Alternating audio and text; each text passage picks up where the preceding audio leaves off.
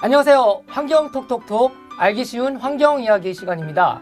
지난달 13일이었죠. 환경부에 새 장관이 오셨습니다.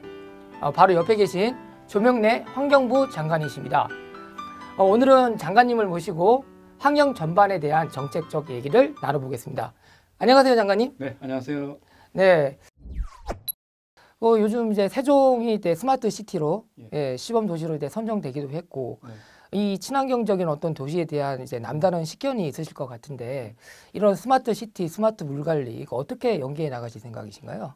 사람의 두뇌를 대신하는 그런 여러 가지 인공 지능 장치들을 도시 여러 곳에 설치를 해가지고 물 흐름이라든가 뭐 공기 흐름이라든가 오염도라든가 이런 것을 자동 측정하거나 또 그런 것을 가지고 자동 제어를 하거나 또 뭐 물 공급 같은 것도 물이 오염된지 안 됐는지 물이 어느 만큼 또 필요한지 이런 것도 모두가 이른바 인공지능을 이용해서 하게 된다면 사람을 대신해서 도시를 관리할 수 있고 그렇게 관리되는 도시는 그만큼 편안하고 또 그리고 쾌적한 도시가 될 수 있겠죠. 그러면 이 친환경적인 어떤 스마트 시티에 들어가는 어떤 기술들 이런 게 어떻게 친환경이랑 연관이 되는 거죠? 맞습니다. 이를테면 미세먼지가 지금 굉장히 심각하지 않습니까? 지금은 이제 나라에서 측정소에서 이제 측정을 합니다만 우리 국민들이 이를테면 드론을 이용해 가지고 세종시에 지금 미세먼지가 어느 동네에 얼마만큼 있는지 내가 직접 측정할 수도 있고요. 스마트폰 가지고도 할 수도 있고 그 다음에 이제 꿀뚝에다가 장치를 해가지고 현재 지금 미세먼지가 그 지역에 얼마만큼 있는지 알게 된다면 그만큼 그에 적합한 여러 가지 대책을 수립할 수 있겠죠. 이런 것들이 바로 스마트 도시가 되고요. 물도 마찬가지입니다. 물이 얼마만큼 필요한지, 오염이 얼마만큼 돼 있는지, 물이 실제 얼마만큼 공급이 되고 있는지 이런 것도 모두가 인공 장치를 부착시켜 놓으면 자동적으로 다 관리가 되고 필요할 때 아주 적시에 물을 공급하고 깨끗한 물을 공급할 수 있기 때문에 국민의 어떤 물 안전도 확보할 수 있겠죠. 네. 네, 또 핫한 이슈가 이제 흑산공항의 설립 여부잖아요. 예, 그 환경 영향 평가를 하게 돼 있는데 그 작업이 어디까지 진행이 됐고, 그리고 이제 그 흑산공항에 대한 어떤 건설 여부 등에 대한 환경부 입장을 듣고 싶습니다. 예. 자, 흑산공항과 관련해서는 환경 평가가 그동안 두 번에 걸쳐 있었는데요. 우선 15년 그 12월 25일에 전략 환경 영향 평가라는 것을 했었습니다. 그때는 조건부로 이제 협의를 했었는데 그때 나온 내용을 보게 된다면 자연환경 철수에 대한 영향을 최소화해야 된다. 그런 이제 조건이 나왔고요. 그렇게 하기 위해서는 공항의 위치 변경이 필요하지 않느냐라는 건 또 제안이 있었습니다.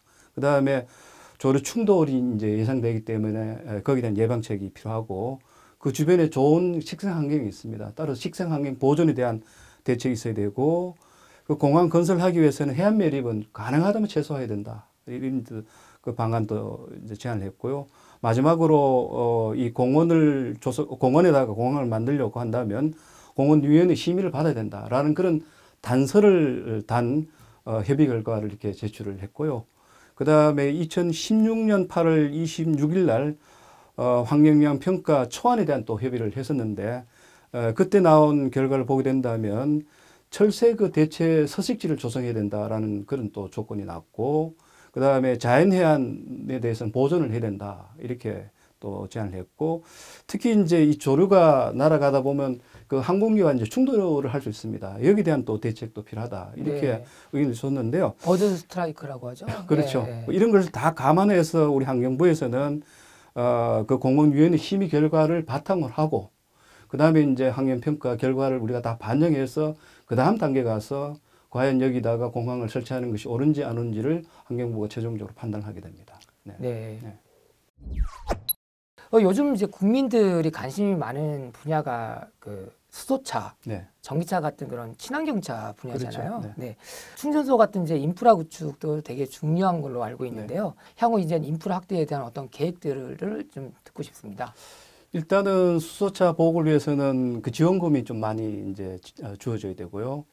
그 다음에 지금 말씀하신 대로 충전소가 우리가 쉽게 접근할 수 있는 곳에 이제 있어야 되는데 이걸 하기 위해서는 2주 전에 그 국무회의에서 충전소를 설치할 수 있는 제도를 바꿨습니다. 이렇게 도시 같은 경우에는 상업지역이라든가 준주거 지역, 도심에도 이제 충전소를 설치할 수 있도록 했고요. 그 다음에 그린벨트 내에도 설치하도록 되어 있습니다. 그렇게 해서 내년에 우리 정부에서는 전기차 그 급속 충전기를 한 1,400기 정도 1,400기 정도를 지금 설치할 계획이고요. 충전소는 30기 정도를 설치할 계획입니다. 그리고 22년까지는 전기차 이제 급속 충전기를 1만 기, 그다음 수소차 충전소를 310개소를 이제 개설할 그럴 계획을 갖고 있습니다. 이 수소차가 에너지 전환뿐만 아니라 미세먼지를 잡는 데도 아주 획기적인 하나의 대안이 아마 될 것 같습니다. 예, 결국에는 친환경차에 대한 어떤 규제는 완화하고 네. 예, 그런 어떤 충전소 같은 인프라는 또 확충해 나가겠다. 그래야 되죠. 예, 예, 이렇게 이해를 하면 되겠네요. 예, 그래야 되죠. 예. 네, 장관님 오늘 말씀 잘 들었고요. 예, 새 장관으로서 오셨으니까 네. 국민 여러분들한테 한 말씀 해주십시오. 지금은 이제 환경의 위기 시대라고 합니다. 옛날엔 환경이라는 것은 편익이었습니다만 지금부터는 환경이 비용으로 발생하는 그런 시대가 됩니다. 이를테면 깨끗한 공기, 깨끗한 물, 그 모든 것은 우리가 이제 비용을 치러야 할 그런 이제 대상이 됐습니다. 우리 환경부는 국민들이 건강하게 생명을 누릴 수 있는 그런 국토 환경을 조성하기 위해서 갖고 있는 모든 자원을 동원해서 깨끗한 환경을 만들도록 노력하겠습니다.